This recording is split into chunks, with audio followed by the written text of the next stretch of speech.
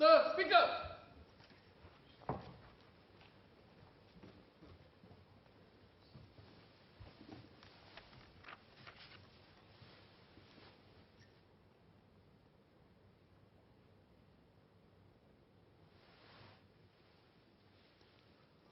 Order.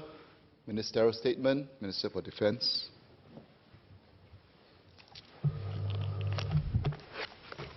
Speaker, thank you for allowing me to make this statement. In May this year, I informed the House that a committee of inquiry would be convened to investigate the death of full-time national serviceman Corporal First Class Dave Lee that occurred on 30th April 2018. The COI has submitted its preliminary findings to the Armed Forces Council on 16 July this year, and I would like to update this House on their findings as well as follow-up actions taken by the Singapore Armed Forces since May. Under the SAF Act, the COI is structured primarily to investigate and determine facts related to the incident and to identify causation, lapses, and systemic problems, if any, which resulted in the incident. The COI does not deal with culpability of individuals. Specifically, to encourage disclosure and cooperation by all involved in the incident, Section 8C of the SAF Act provides that no statements made to the COI shall be admissible as evidence in a court-martial or for disciplinary proceedings. To keep to this remit, I will therefore use no names nor designations in the statement, but instead use a generic term, commander, commanders, or persons as appropriate. As I mentioned in May to this House, police investigations are ongoing and the coroner may hold an inquiry. There are procedures and evidence uncovered are part of the judicial process to determine if any criminal offence has been committed in this incident and are separate from the COI. In May, I had also informed this House that the COI would submit its report to the External Review Panel on SAF Safety, the ERPSS. The COI has done so for their preliminary assessment, and I will also be sharing the ERPSS's responses and recommendations.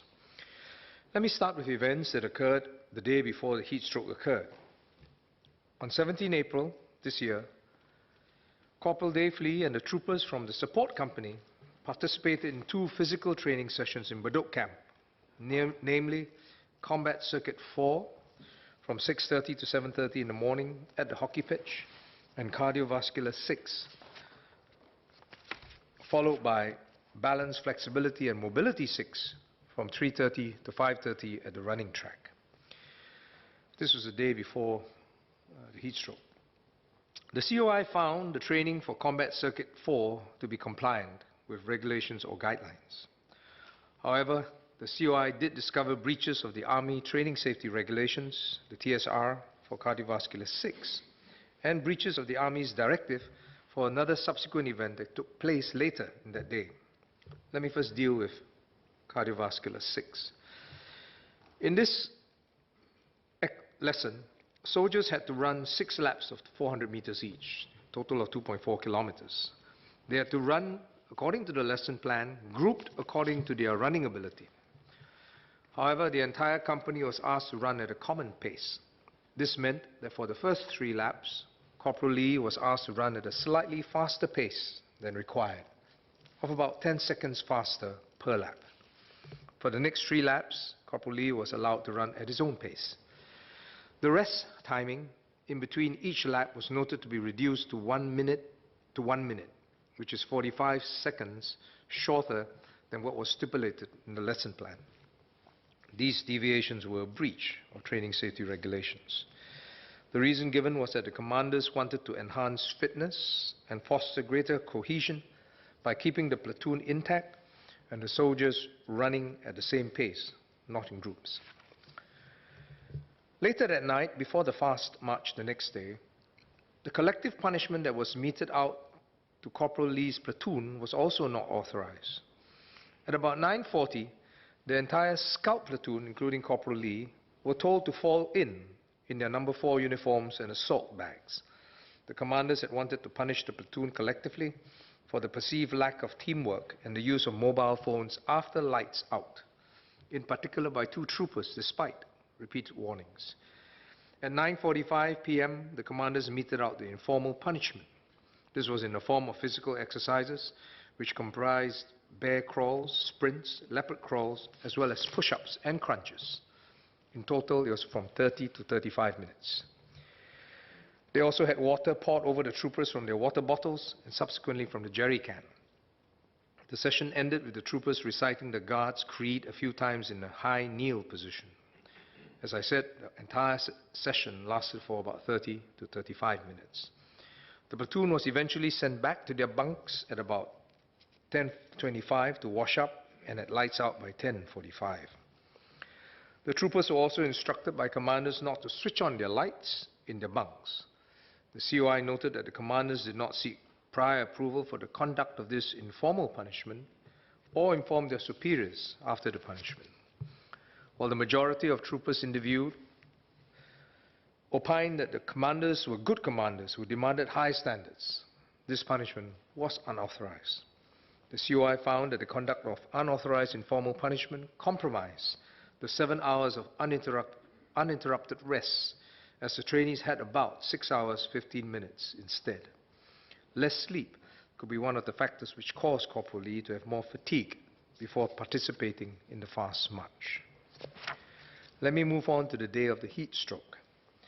The COI's assessment was that the conduct of the fast march was in line with the lesson plan and relevant regulations.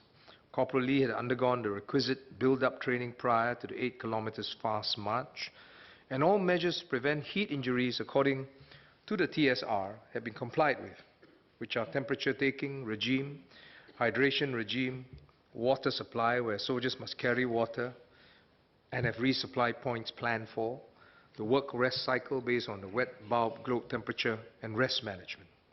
Except that Corporal Lee and his platoon did not have the requisite 7 hours of sleep that I just mentioned. Before the fast march, Corporal Lee had taken his temperature, which was normal at 36.3 degrees, and had drunk water. This was witnessed by his buddy, who also observed him to be looking well and seemed to be his usual self. Corporal Lee and his fellow scout troopers then consumed their recommended dietary allowance, which consisted of an oatmeal cracker and chrysanthemum drink. Thereafter, the safety brief was conducted by the conducting officer.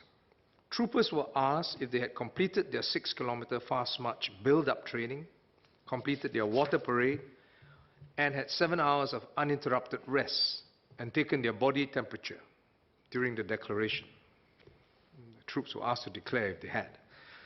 The conducting officer had checked if there was anyone who was not feeling well. 3 troopers stood out as they had not completed their 6 kilometers fast march and were subsequently deployed as marshals. No one else sounded off any other concerns when the checks were made. This was followed by the conduct of warm-up exercises to get the troopers ready for the 8 kilometers fast march. After the conduct of warm-up exercises, the fast march commenced just before sunrise, with the troopers dispatched in 4 waves at 5-minute intervals. Each wave included a commander as a rear sweeper, and Corporal Lee was in the 4th wave, the last wave. After Corporal Lee completed the first 6 kilometers, he had a mandated 20-minute rest. After the 20-minute rest period, as Corporal Lee was moving off for the last 2 kilometers, he sounded off to the commanders that he had cramps in his calf muscles. They advised him to stretch his calf muscles, which he did, and encouraged him to complete the march. Corporal Lee was the last one to complete the 8 kilometers fast march in around 100 minutes, including the 20-minute break. Shortly after the fast march, as Corporal Lee was walking from the end point of the fast march to the support company line, he was observed to be disoriented and immediately attended to by the commanders and the cover medics. Let me now state the findings at the completion of the 8 kilometers fast march. After the fast march, the persons attending to Corporal Lee thought that he was suffering from physical exhaustion. His pulse was assessed to be normal and his skin felt cold to touch. His temperature was not taken. The first aid that was administered comprised the removal of Corporal Lee's equipment, unbuttoning his uniform, applying ice packs at his vital points, pouring water on him, and giving him water. He was also given oxygen. However, the COI noted that the on-site cooling measures administered were inadequate, including the failure to administer an on-site intravenous drip, the improper placement of ice packs, and the improper use of a ground sheet. When his condition did not improve, Corporal Lee was subsequently evacuated to the medical center. However, there was a significant gap between the onset of symptoms and his arrival at the medical center. On arrival at the Badok Camp Medical Center, Corporal Lee was semi-conscious. His temperature taken measured 42.7 degrees. 2 bags of fast IV drip were administered, and he was also placed in the body cooling unit for 2 cycles. Seeing that Corporal Lee was not responding to the treatment, the medical officer decided to evacuate him to the Changi General Hospital. The medical officer accompanied Corporal Lee in the SAF ambulance to Changi General Hospital's A&E department, where he was handed over and admitted to the intensive care unit. Unfortunately, his condition deteriorated and he passed away on 30th April 2018. This is 12 days later. The COI opined that a significant delay from the time of symptoms to evacuation could have escalated the heat injury to a heat stroke. Full body cooling should have been instituted as soon as possible and within 30 minutes of presentation of signs and symptoms. The delay in evacuation resulted as the persons attending to Corporal Lee mistook his signs and symptoms as being due to physical exhaustion. Though trained, they had never encountered any previous case of heat injury themselves. There were several suggestions for Corporal Lee to be evacuated, but these calls were either not heard or not heeded. For completeness, let me share the COI's finding on one other aspect, which is Corporal Lee's state of health prior to the fast march. For Corporal Lee had no significant medical history. It was established that he had been taking some medication in the weeks prior to the fast march, following a visit to the Jurong Polyclinic on 31st March 2018 for an acute upper respiratory tract infection. This was more than 2 weeks before the fast march on 18th April. Let me conclude with the COI's preliminary assessment on the cause of death. The COI found that Corporal Lee's death was a result of heat stroke leading to multiple organ injury. Other than this, the COI did not find any physical injury sustained as verified by the autopsy, nor any evidence indicating any foul play or medical negligence that caused his death. While the COI was unable to ascertain the direct causes which led Corporal Lee to suffer from his heat stroke, it noted that possible contributing causes were accumulated fatigue, insufficient rest, Corporal Lee's less than optimal state of health, and his potential use of medication. However, the COI's preliminary assessment was that the likely reasons for Corporal Lee succumbing to the heat stroke were inadequate on-site casualty management and delayed evacuation to the medical center. MINDEF will await the outcome of the police investigations and coroner's inquiry, as well as the Attorney General Chamber's decision whether to prosecute any persons in a criminal court.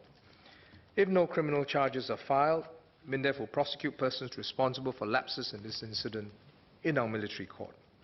In the meantime, the relevant persons in this incident have been removed from command. Let me share the findings of the external review panel. With your permission, Mr. Speaker, may I ask the clerks to distribute a copy of the ERPSS statement? Please do. First, the ERPSS agreed with the COI's preliminary assessment on the cause of death, as earlier stated. Second, the panel emphasized that it's essential for personnel to comply with safety rules promulgated in the approved operating manuals. Breaches such as those found by the COI in this case should not be condoned.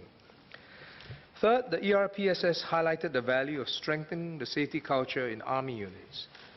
They felt that if each soldier takes greater personal ownership and responsibility for safety, it would bring about desirable behaviors such as A, having a strong respect for safety rules and guidelines, B, being willing to speak out when there are safety concerns, C, taking care of each other, and D, open reporting, so as to share lessons and prevent future accidents. Such behaviors would substantially strengthen the Army's efforts to ensure safe training. Finally, the ERPSS flagged out 3 areas for further emphasis based on the COI's findings. First, the need to strengthen commanders' knowledge on heat injuries and improve their decision-making process. Second, for medics to be able to exercise their professional authority when dealing with medical issues, and this includes being able to communicate effectively with commanders who are much more senior than them. Third, for commanders to watch out for soldiers who are feeling unwell or unable to cope and proactively pull them out of training before they get injured. The COI will submit its final report after completion of the police investigations and coroner's inquiry if held. Let me now focus on what the SAF has done or will put in place to reduce the risk of heat injuries so that we can achieve 0 training fatalities. Training and safety protocols were reviewed and advised by an external review panel on heat injury management. This was chaired by Associate Professor Mark Leong, who is a senior consultant at the Department of Emergency Medicine at SGH. The following changes will be put into place. First, a simplified protocol to lower the bar for immediate evacuation. Under this protocol, all commanders and medics across the SAF will evacuate every trainee that cannot respond to simple questions on time, place, and identity. The intent is obvious. This takes the guesswork out of the assessment and what the reason is, as this case showed, and imposes early evacuation as a default, as a strict training safety regulation to be followed. This training safety regulation is effective immediately. Second, additional methods to cool servicemen during training. For example, the Army will implement what is called the arm immersion cooling system. You immerse your arms. And this has been used in the United States and Australian militaries to reduce heat injury for all fast marches and route marches that are 12 kilometers and longer. Portable cooling methods, such as purpose-built cooling pads, will now replace less effective ice packs to be used on the spot. These will be implemented in phases starting from this month. There had been suggestions for wearables. The expert opinion of this expert review panel on heat injuries is that those currently available in the market are not effective for measuring core temperature. The Army will ensure, fourthly, the Army will ensure that our commanders and soldiers can better recognize the signs and symptoms of heat injuries. Lessons plans on safety will be improved, and the annual training safety regulation tests will also include mandatory questions on heat injury prevention and management. Fifth, the importance of open reporting will be emphasized. Soldiers will be encouraged to use the hotline to report any unauthorized activities or violations of rules, especially during BMT and reinforced during in-camp training. Six, more opportunities for make-up training. The Army will encourage our soldiers not to push themselves beyond safety limits. If a soldier feels that he is unwell during any training activity, or if the buddy notices it, soldiers will be reminded to err on the side of caution, to stop and make up training another day. Seventh, more clinical exposure and patient contacts for medics to upgrade their skills in resuscitation and handling of emergencies. This may include periodic attachments to hospital, A&E departments, or to run ambulances.